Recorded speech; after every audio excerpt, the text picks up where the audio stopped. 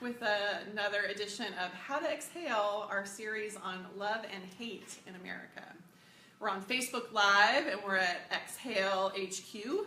And our hope with this project is really just to keep the conversation open and going, particularly on the issues that are most polarized in our country. And so today we have a very special guest who we're really honored to have here. This is Lateefah Simon.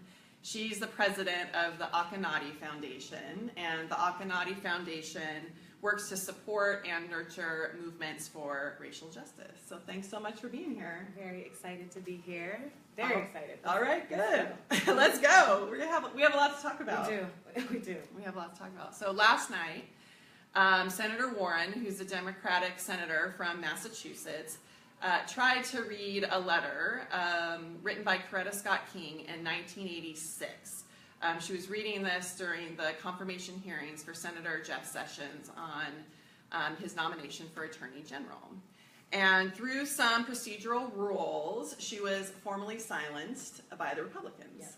And Senator McConnell had this to say about it. He said, she was warned.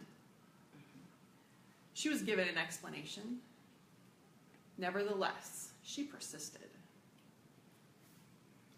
So when I think about that phrase, nevertheless, she persisted, there's a lot of women that I know that phrase could really speak to. And you, in particular, are one of them. And that's why we wanted to have you here today, because you're someone who's been so public and so open and also just so humble about the challenges of leadership. And yet you keep stepping up and taking on new roles with more responsibility, where there's more at stake. Yeah. And I'm wondering if you could just start by talking about why do you do that? What are the reasons you step up? Absolutely. Senator Warren really inspired me yesterday. I watched over and over and over her claim the power of other women who came before her, like Mrs. King. And that's what leadership should be about. It's our stories, but it's also the women who've taught us how to move.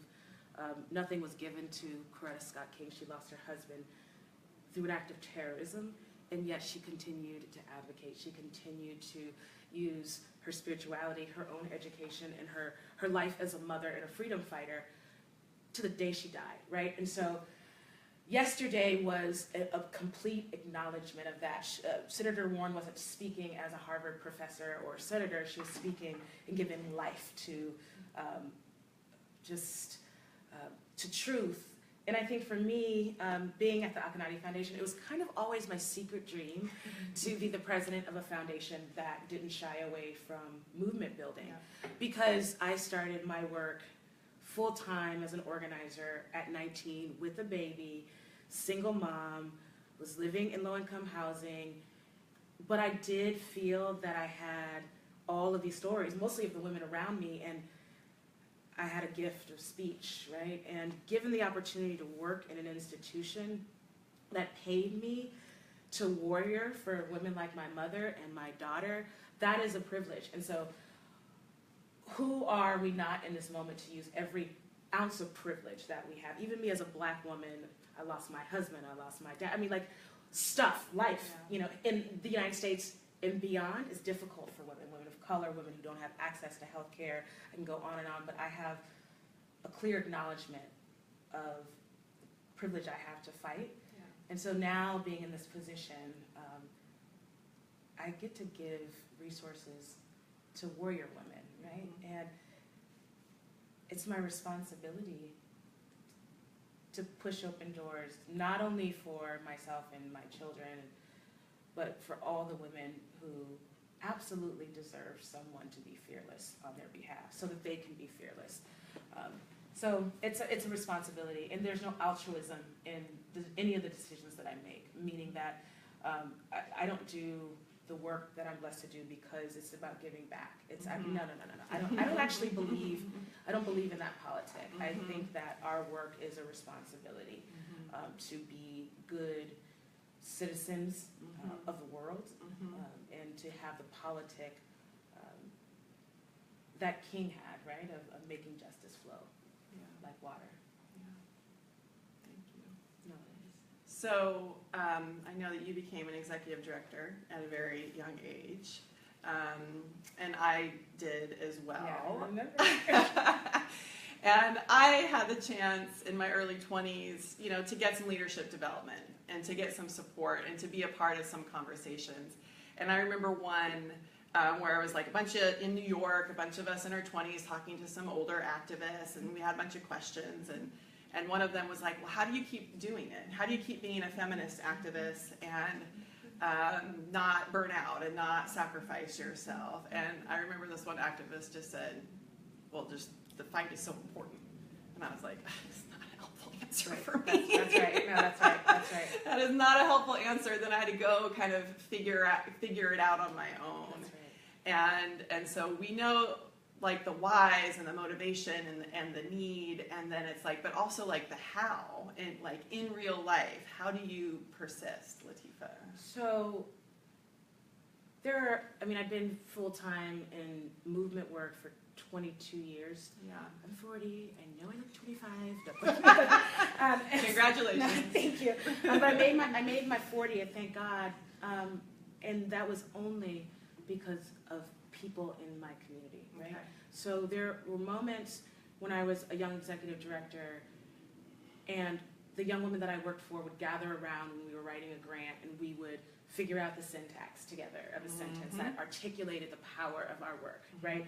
Nobody who has been on the ground and who's been at a C-level positions has done what they've done alone. That's and right. if they have, they are probably pretty spiritually corrupt, right? Yeah. So I owe a lot of people, and I know that through my work, I have groceries, right? Mm-hmm. I have rent taken care of. So that responsibility to always claim the women who have been right by my side and who've opened doors. Some of them have been in prison and in jail. Some of them have been executives at top 10 law firms. All of them have pushed me in my moments of greatest weakness, right? And we all have them. So I persist because there's a responsibility for everyone who sat me down and said, you can get up from this, whether it's leaving an abusive relationship, like the women we fund all over Oakland who are leading nonprofits, who are raising children, who are facing deportation. I mean, how do they persist, right? So I'm modeling, again, what the people around me have done. But I will tell you, it's not easy. And we don't keep doing the work because it's the right thing to do. We keep doing the work because people support us in that fight. I remember after losing my husband, I stayed in bed for over a month. And who was it literally at my bedside? There were women from the community letting me know that this was temporary, that my soul would heal. But I'm reminded there are people who are experiencing travesties all over, not only the world, but here in Oakland, and don't have that. So our responsibility, when we're talking about building movement, it's about making sure that people have the self-determination to be on the streets, but also to be at the bedside of our ailing, right? Of folks who are fighting for dignity in life. And what I really appreciate about Exhale's work now more than ever, we are going to need to build an army of women who can feel fearless in the face of their own pain and suffering, right? Every day I cry, every day I struggle. And not only is that life, but I am affirmed also by the place that I work. I have that privilege to go into an institution that is about building each other up. So, in summary, we are only strong as our sisters. And I believe that. I count on women. Almost I expect my community to push me, whether it's self-care. Like, have you called your therapist yet? Folks do that to me. When's People the are last looking time out for you. have you been to the doctor? So then I can practice that with other That's right. folks in my community. We walk our talk, and that talk is being completely honest and transparent, that everything is not good all the time, right? That we're struggling, that we need support. We need not only emotional support, we need political education. We need to be criticized when our politics are not inclusive and intersectional. Like, all of that support is key to us building a movement that is clear and that it is, intersectional in all the issues that women in this country and around the world are dealing with. I like the way how you just framed sort of, critique as support.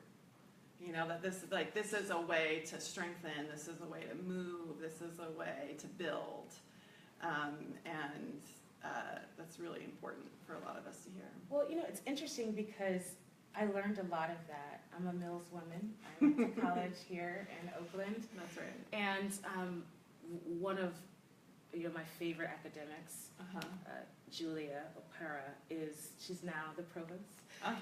She really talks a lot about that, criticism, self-criticism, to be very consistent in our practice as women leaders of taking it and owning it and also giving it back in a way that is not necessarily problematic, but that empowers and instills inquiry in women.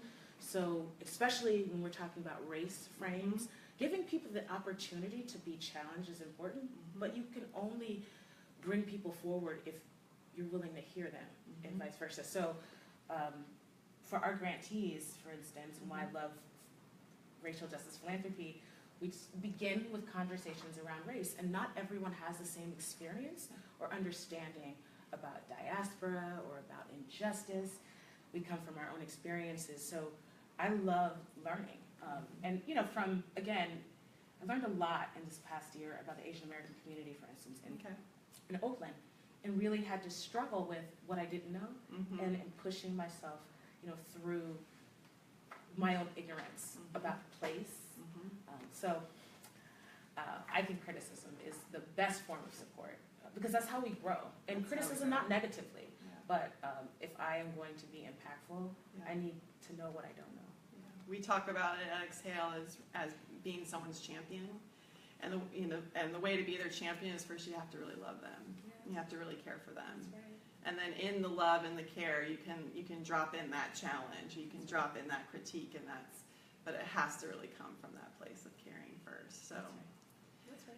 I'm curious if if there's ever been a point in these last 40 years, especially as a leader, where you really just want to throw in the towel and just be like, I'm done. I don't want to be a leader anymore. I don't want the responsibility anymore.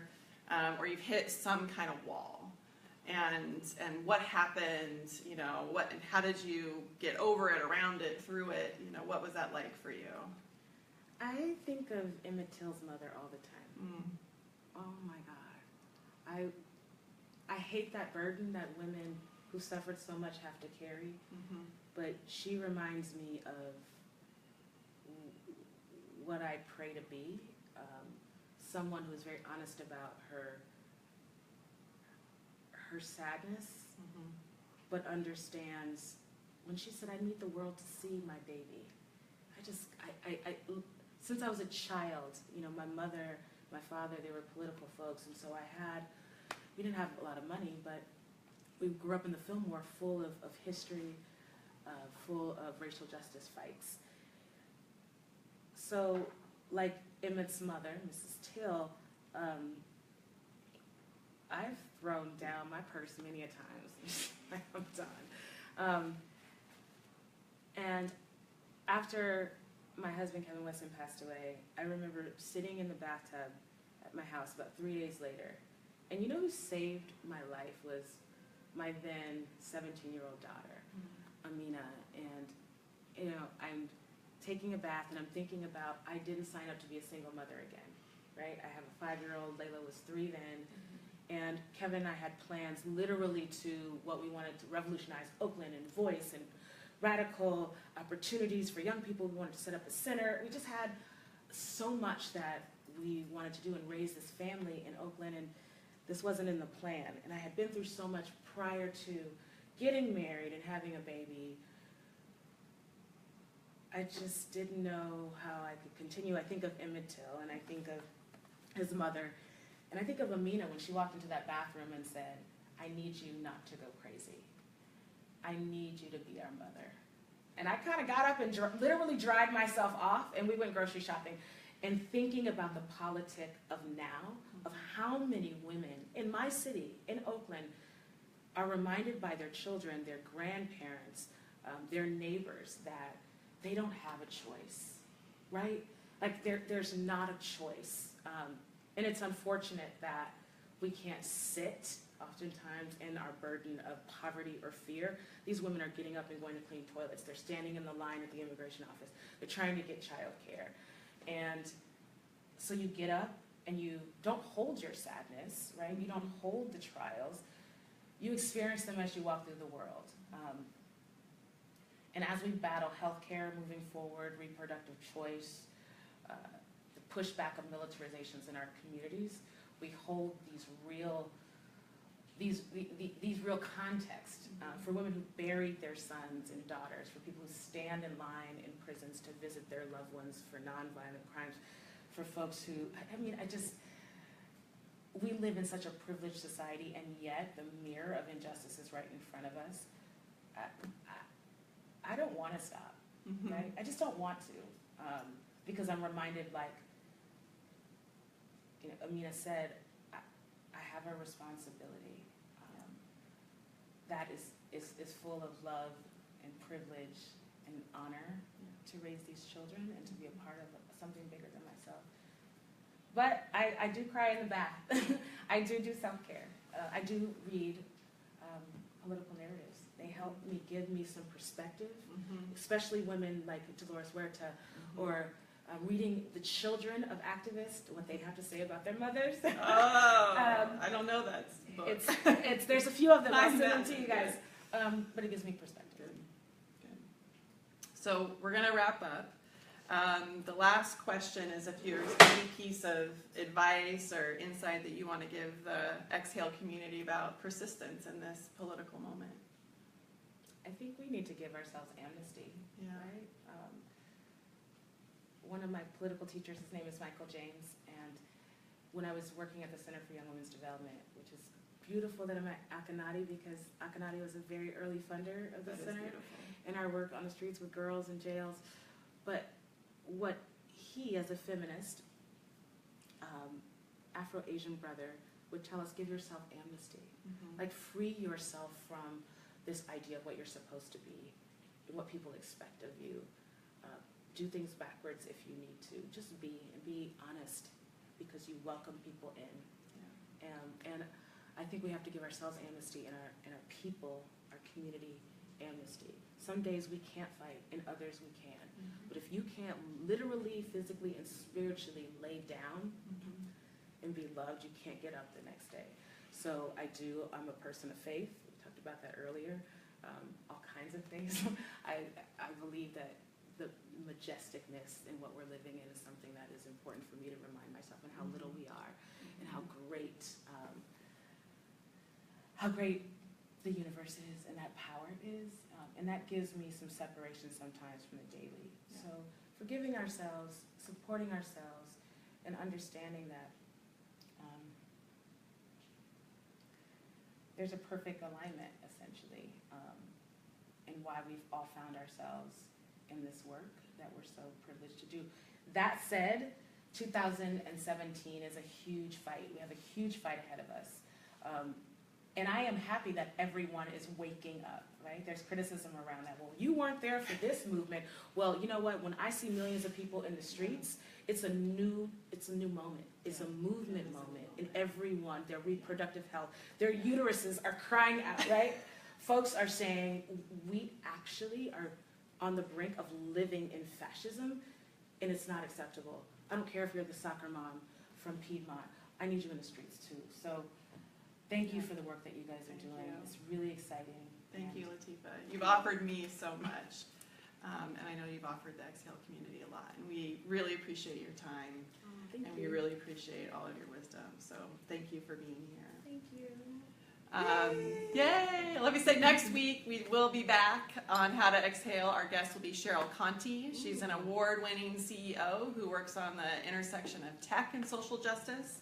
And she's going to be talking to us about digital privacy and security, which is super important for Piedmont moms and everyone in the streets. So thank you so much. Thank you.